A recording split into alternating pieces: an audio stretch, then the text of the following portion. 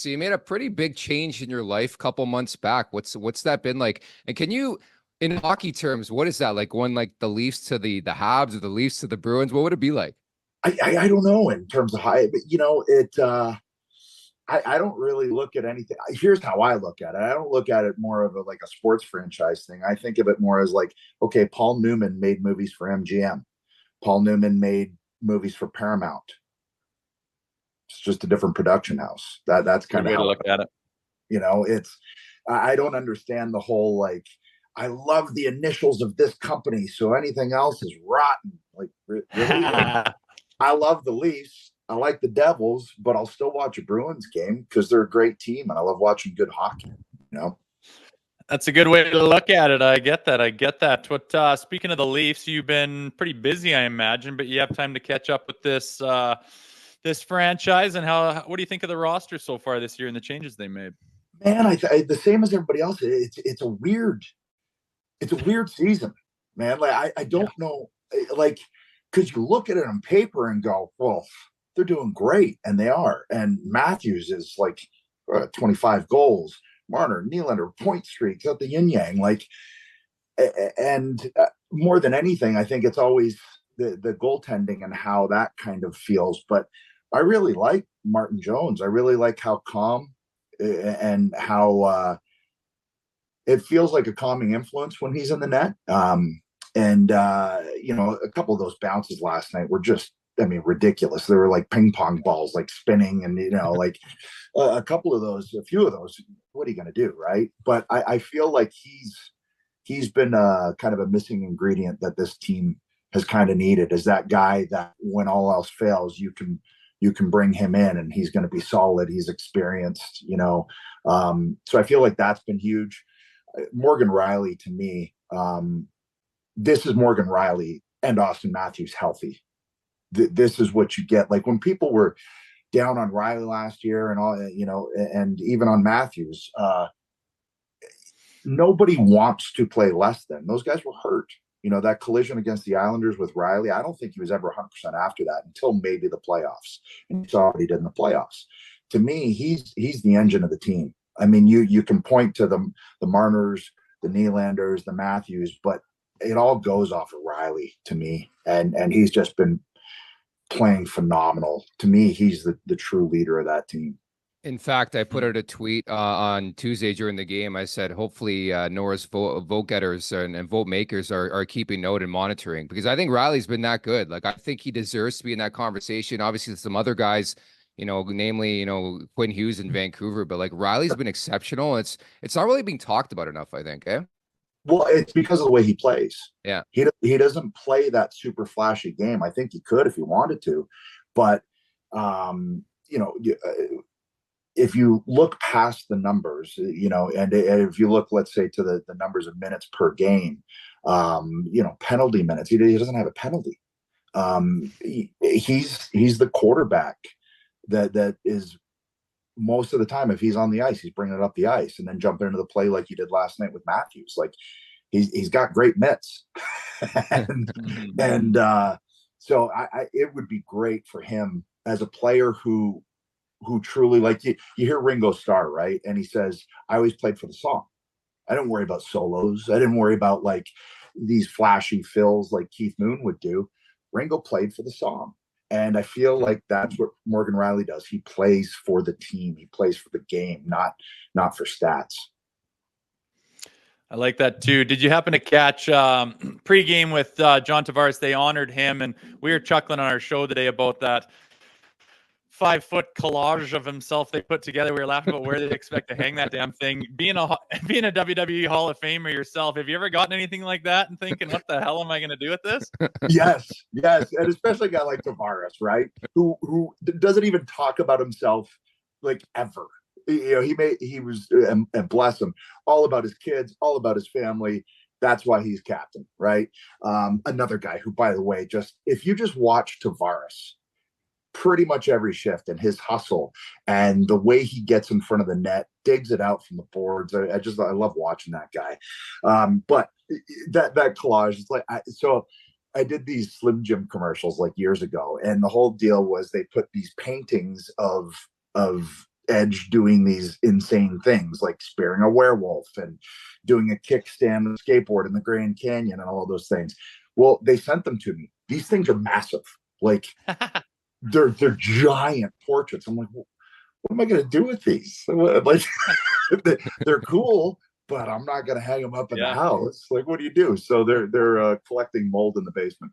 Yeah, some of the things you get sometimes you're like, I don't know what's happening with that. I will tell you this, like Joseph Wall's been a great story. What have you made of that development? I think not seeing him the last little while makes me miss him a bit more. But are you a believer in Joseph Wall? Absolutely. I was a believer from day one with him. I always like watching him progress and come through the system. I assumed he was going to be the guy. And it wasn't a matter of, if, it was just a matter of when. He seems really well adjusted, good head on his shoulders. That's, when I see those interviews and my takeaway from that, it's okay. This kid's got his head together, and that's huge. Especially as a goalie, man. Like, especially as a goalie in Toronto, like, that's an insane pressure cooker. But I really like him, and it's just such a shame the game he was playing the night he got hurt. He was ridiculous. Like, I see why.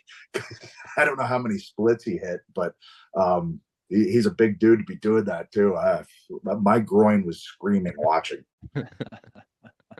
Yeah, that's not a position I ever wanted to play myself. But speaking of the future, though, like, what do you want to see out of this team if they're going to go the distance? If they've got a team that potentially could go, we don't quite think they're there yet as far as consistency and their roster. But moving forward, trade deadline, getting into the playoffs, what do you want to see out of this group to make you feel confident of them going on a big run?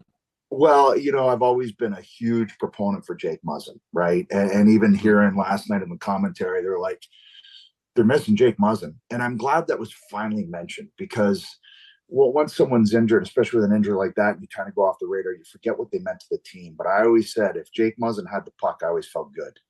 I feel like that's what they're missing. And maybe that's Tanev. That seems kind of like a no-brainer, that kind of physical play, that kind of really physical defenseman, and I think also too, like the guys have stepped up and, Timmins and guys are stepping up, especially with Giordano out. That's another big hole. I think once you get your defensive core back, it probably feels a lot better.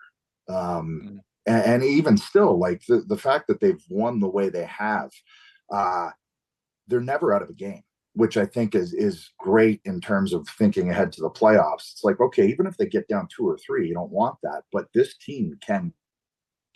I think a couple of those holes and maybe it starts to feel a little more cohesive than it has.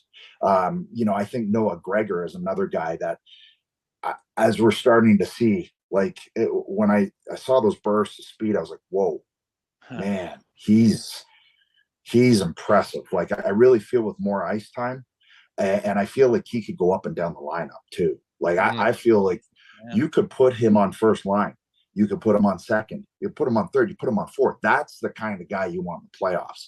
And he's just got jets. Like, he skates by everybody, and that's exciting. That, like, I've been a big fan of him, especially this season. Watching him, I'm like, ooh, man. Again, the other night, I think he was on the first line for a little bit. I'd love to see that a couple more times. I'd really like to see him and Nyes on a line together. I feel like that could be really interesting. Reminds me a lot of like Michael Grabner, but with finishing abilities, right? When it comes to Noah Gregor. I'd be remiss if I didn't ask you about the whole conundrum surrounding Willie Nylander. Like, where do you stand? How do you think this should play out? Well, man, I mean, he's just such a creative player. So like good. he's one of those guys, like, as soon as he touches the puck, you kind of sit up, right? I'm sure every team they play against feels the same way. That's a massive weapon. And so what do you do if you don't re-sign him? Who do you get? What fills that void? Because there's not many guys like that with that ability, that speed, that game-changing, game-breaking ability. I mean, you can make the argument this core has only gotten so far, all of those things, but they're all producing. It's they're doing their job. So I don't know, man. There's people that, far higher on the pay grade than I am in terms of making that decision. But I wouldn't. I'd just say you keep him. He's on pace for probably 40 this year, right? I mean, he's on pace for his career best. Seems like I don't know, man. You could say you trade him while that's happening, or you keep him and hold on to him, sign him. It sends a message to the entire locker room. I don't know. It's tough, right? It's tough because you pay Matthews, Marner's coming up, JT's coming up. Like I'd love a perfect world where JT's a Leaf for life. I think it's there. But I think there's got to be a pay scale, right? Yeah, I feel like too, if you don't re-sign Tavares, that to me that's a demoralizer. I feel like he's the rudder that kind of just keeps everything even keeled. Class act, doesn't crack under any pressure in that market as the captain of that team, as a hometown guy. That's a ridiculous set of pressures on that dude. You'd never see it. Yeah, never. Just lastly, Percy Jackson and the Olympians premiered on Disney Plus. Can you tell us about that? Yeah, it was a lot of fun. I filmed it last summer, and I'll knock on wood, this is just the first season. The first season was the first book. So if that holds, then hopefully we get 6 seasons out of this thing. But it was a blast, and really just in going to the premiere last week and seeing the first 2 episodes, I got really excited because I saw how excited my girls got watching it, and my girls were like really into it, to the point where they were like, last night we found out it was going to drop last night, so they're like, when's it on? I'm checking every 5 minutes in between watching the game, going, okay, hold on. And so they're super excited, which made me excited that a whole new era of fan can check this out, and a lot of different eyeballs that have never seen me before, because this is a role where I'm not chopping people's heads off. I'm not, dealing with supernatural powers or anything like that. It's just, playing the God of War, so there's that. But it's Disney, and it's really, really well done. So I'm pretty excited. Dude, I was laughing on social last week. You're getting some heat for your attire. Did you raid Mitch Marner's closet for that look, or what? So actually, it's a company in Toronto, Coup de Tête, right? And I'd been seeing their hats, and I was like, ooh, I got an idea. I play Ares, the God of War. I'm going in full Ares. So they measured up my noggin on over Zoom, and were able to get the measurements to that thing. And I was like, yeah, I'm going for it. I'm going to do it. And guess what? People are going to talk about it. And they did. Dude, I thought it was great, man. I saw you tweet about it after. I'm like, oh no, he's got to answer the bell here. Yeah, man. I've been wearing crazy hats for years. Yeah. No, we love it, man. I know Rosie gets on Marner all the time for it, but man, it's been great. So great catching up. You're doing phenomenal work. I know we text quite a bit. AEW work. It must be cool, feuding with your buddy, your best friend too, eh? Yeah, especially after all this time. We're both told, he was retired for 7 years, told he'd never do it again. I'm retired for 9 years, told I'd never do it again.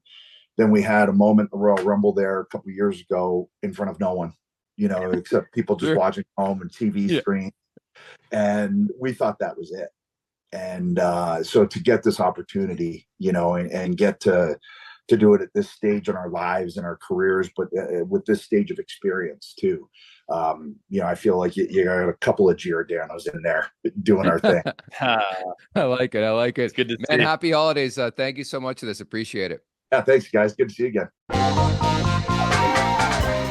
Make sure to check out more of our content right here on the Leafs Nation YouTube page. We got long form interviews, we got clips, we got epic rants by Jay Rosehill. We simply have it all. And don't forget, you can find out much more at theleafsnation.com. Thanks so much for watching.